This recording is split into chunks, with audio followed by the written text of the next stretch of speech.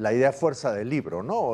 Comienza constatando que en los últimos 20 años, desde que existe el canon, se ha transferido enormes cantidades de dinero a los distritos mineros. La cifra que recogemos es de más de 65.000 millones de soles. Vamos a conversar ahora con Raúl Molina, ex viceministro de Gobernanza Territorial, que el día de ayer ha presentado un libro que se llama Desarrollo Territorial y Minería, que en realidad es un libro hecho no solo... Bienvenido, Raúl, gracias por estar con nosotros. Raúl Molina. Ha estado también Carolina Trivelli, Darío Segarra y Paola Bustamante. Claro, esto es un libro que hemos hecho en equipo durante casi 18 meses, hemos trabajado desde inicios del 22. Ahora, el libro lo publica el Instituto de Ingenieros de Minas del Perú, pero es una combinación bien particular, ¿no es cierto? Porque tú has estado muy involucrado en el tema de conflictos sociales. Darío Segarra es un CEO, como dicen, minero, lo conozco a Darío. Sí. ¿No? Es una persona... Pero además en el gremio minero es unas personas más preocupadas porque la minería, digamos, se asocie con el desarrollo de los territorios donde opera, ¿no? Claro, el libro, el título, insisto, es Desarrollo Territorial y Minería. Y eso pone, de alguna manera, el dedo en la llaga, ¿no es cierto? Es decir, está claro que la minería es la principal fuente de ingresos del Perú, pero la pregunta es ¿cómo hacemos para que la explotación minera se convierta en un instrumento para la transformación del país? Exactamente. O sea, esa es la idea fuerza del libro, ¿no? Comienza constatando que en los últimos 20 años, desde que existe el canon, se ha transferido enormes cantidades de dinero a los distritos mineros. La cifra que recogemos es de más de 65.000 millones de soles. Y eso no ha producido ni los resultados de desarrollo que esperábamos, porque hay una serie de análisis en el capítulo 1 de diagnósticos comparando distritos mineros y no mineros, y efectivamente ha habido mejoras, pero no de la escala que esperaríamos para esa cantidad de dinero. Para esa cantidad de dinero, claro. Y sobre todo no ha producido gobernabilidad democrática, gobernabilidad social en esos territorios. O sea, no ha producido una relación positiva entre minería y sociedades territoriales. Y el segundo capítulo lo que dice es, hemos ensayado una serie de respuestas que parece que no han funcionado. Primero, meter billete. Segundo, institucionalidad ambiental que hemos desarrollado en las últimas décadas, que tampoco está produciendo los resultados en términos de confianza de la gente en esas instituciones.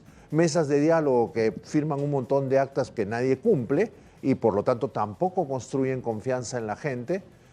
Capacitación de recursos humanos que después se van de las instituciones siguen siendo igualmente débiles, la propia inversión social de las empresas que no logra articularse con la inversión pública, y el resultado final es que esos territorios no desarrollan, la gente no siente que la minería, la permanencia de la minería en su territorio la beneficia y se transforma en conflictos o en esa cultura transaccional que se ha instalado. Claro. Yo prefiero el beneficio en el presente. O cuando llegas a situaciones extremas como las que se han llegado de meter bala, ¿no? Claro, como en Carabelí, como en Patás y en tantos otros lugares, ¿no? Claro, pero ahora, el tema es cómo...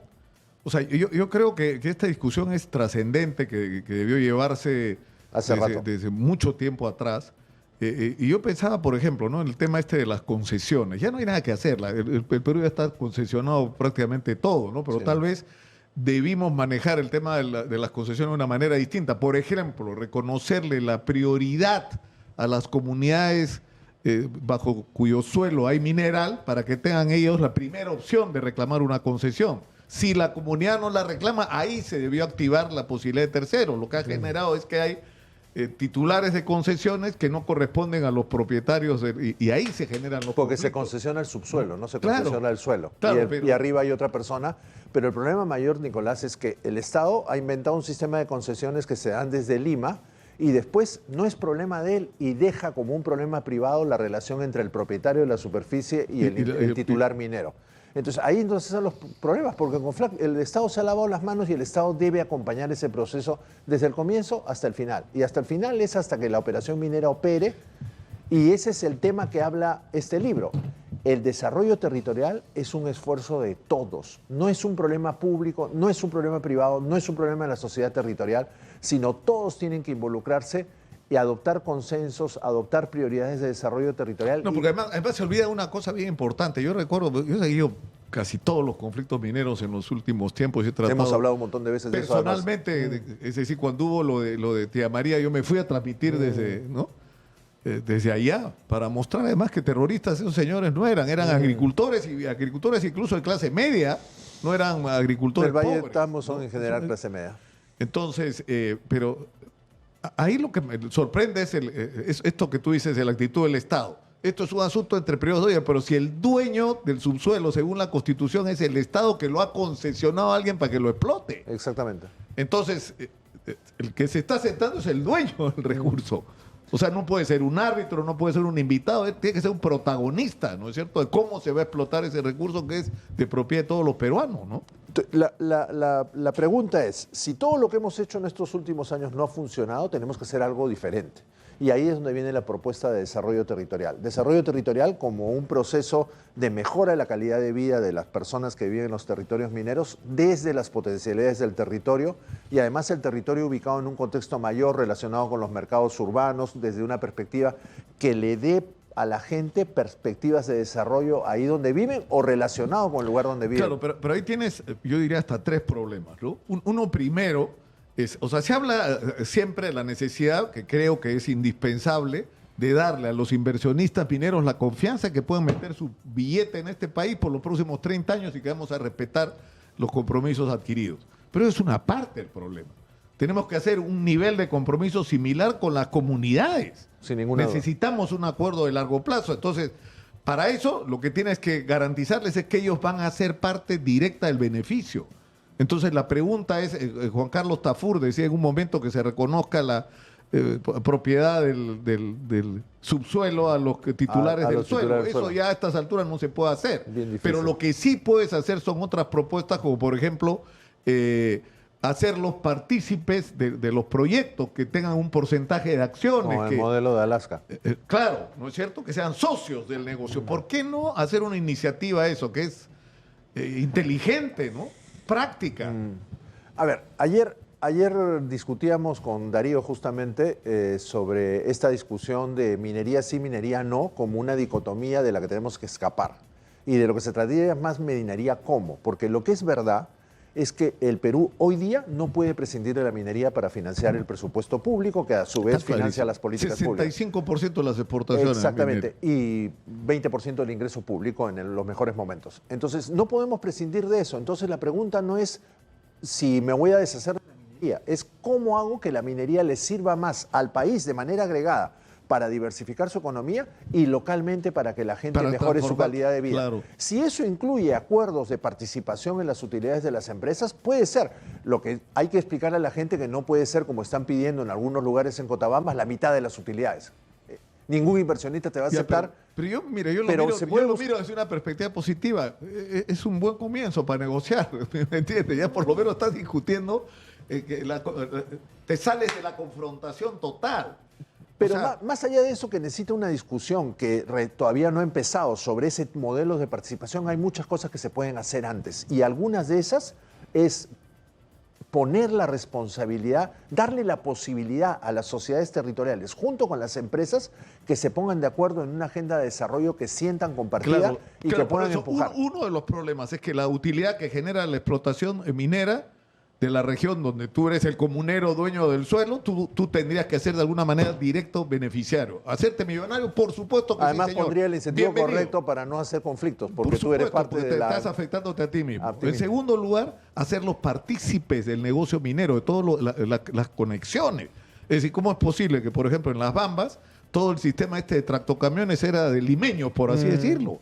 ¿Y por qué no? Como ya se ha hecho las últimas con negociaciones, ¿no es cierto? Que los comuneros de Fuerabamba ahora manejan 100 y tanto de estos tractocamiones. Estos están ganando plata cada día con empresas conexas a la minería. Pero el tercer problema es cuál es el futuro. ¿Qué es lo que ustedes ponen en la agenda, ¿no es cierto? ¿Cuál es el futuro de esa región? Para que todo el billete que te entre de minería te permita construir un mundo donde ya no va a haber minería. Se va a acabar el mineral en un momento. ¿Qué va a ser del futuro dentro de unas décadas, 20, 30, 40 años, dependiendo de la zona, ¿no? Y ese es el gran desafío que tenemos como peruanos, porque el hipo anterior de altos ingresos públicos que tuvimos entre 2004 y 2013 no lo aprovechamos. Entró 65.000 millones de soles a los territorios. Es que no se puede creer. Y lo 65, o sea, y yo me acuerdo mucho a Alan García en su segundo gobierno que decía, hemos descentralizado los recursos públicos. Lo único que habían hecho es que los precios de los minerales incrementaron enormemente el canon, no diversificamos la economía peruana, seguimos dependiendo de la minería y no generamos bienestar en los distritos mineros. Pero además, hemos estado hablando de esto con Polo Monzón, estuve hablando con Rómulo Mucho hace unos días, no al aire, voy a tratar de que venga la próxima semana, sobre el tema, por ejemplo, de las refinerías. Es decir, hay montones de cosas que hay que resetear. O sea, nosotros hemos hecho una refinería de 6.500 millones de dólares en Talar y no tenemos petróleo. Y tenemos cobre, tenemos plata, tenemos oro, tenemos zinc, tenemos molibdeno, o sea, la lista es enorme y no tenemos ni la cuarta parte o quinta parte de las refinerías que deberíamos tener. Y ahora el puerto de Chancay nos da una oportunidad de negociar con los grandes inversionistas. Ya viene, pero no vamos a exportar piedra, pues hermanito, vamos a exportar mineral procesado. Y para eso hay que hacer refinería, hay que meter billetes y eso genera empleo, activa la economía, es un tremendo negocio para el Perú, pero también para los inversionistas, ¿ah? Porque para ellos es mejor negocio procesar el mineral acá, por lo menos la primera fase, que llevarlo al otro lado del mundo para hacer lo que podrían hacer acá. Pero antes que refinerías, Nicolás, hay un montón de otras cosas que hacer. Anoche tuvimos la presentación del libro, fue recontra exitosa, hubo 250 personas en el auditorio y 1.000 conectadas por redes, y uno de los panelistas dijo, ¿por qué no pensamos el clúster minero de Cajamarca con una lógica territorial que no se agote en Cajamarca, sino lo piense inclusive con su conexión con un puerto en la costa? Claro. La conexión más directa tal vez sería un puente de Lambayeque, y Lambayeque no tiene puerto. O sea, los puertos más desarrollados que tenemos en el norte son Paita y Salaberry en Trujillo. Entonces, nunca nadie en el Perú está pensando el territorio en tablero grande. Ese papel le toca al Estado peruano. El Estado peruano se queja de los conflictos en las zonas mineras cuando ha tenido una política de desarrollo territorial para invertir en esos territorios. Raúl, tenemos que ir a la pausa porque son las 10 y yo te quiero dejar en el aire una pregunta. Es decir, necesitamos un acuerdo de largo plazo con los inversionistas de confianza y necesitamos un acuerdo de largo plazo con las comunidades para que se sientan parte del beneficio y se comprometan a que esto va para adelante. Para eso no sería una medida importante, inteligente, una especie de amnistía, es decir, la descriminalización de las protestas mineras, acabar con todos estos juicios, sacar de la cárcel, por Dios, a la gente, a los agricultores del Valle del Tambo, que hacen presos, ¿no? O sea, te lo dejo como pregunta. Después ya te di mi opinión, pero te lo dejo como pregunta. Vamos a la pausa, estamos en Exitosa, volvemos con más. Está en nuestros estudios Raúl Molina, que junto con Carolina Trivelli, Darío Segarra y Paola Bustamante han presentado el día de ayer un libro que se llama Desarrollo Territorial y Minería, donde lo que están poniendo sobre la mesa es hagamos las cosas diferentes. De una manera distinta. De una manera distinta, como está claro que la minería es la principal fuente de ingresos, pero hay que asociar la explotación minera al desarrollo de las regiones donde se llevan a cabo los proyectos. Pero hay un problema del que estábamos hablando, el conflicto con las comunidades que se ha manejado muy mal, ¿no es cierto? No es una solución descriminalizar. Es decir, la solución ha sido acusas como miembros de organizaciones criminales, extorsionadores, a los dirigentes, acusas a sus abogados de ser extorsionadores porque están pidiendo demasiado para las comunidades y los metes presos. ¿Y qué has resuelto? Nada.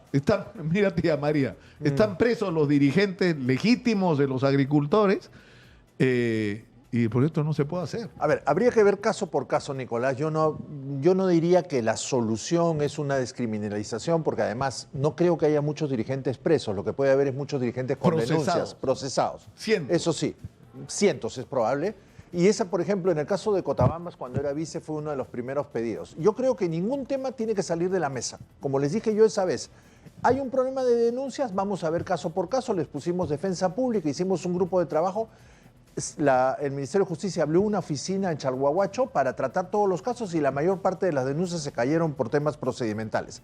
En todos los casos se puede hacer eso antes que una amnistía indiscriminada. Sí. Pero lo que creo es que eso no es la pieza principal. La pieza principal es un nuevo acuerdo sobre, como decía hace un rato, no si minería sí o minería no, sino minería cómo.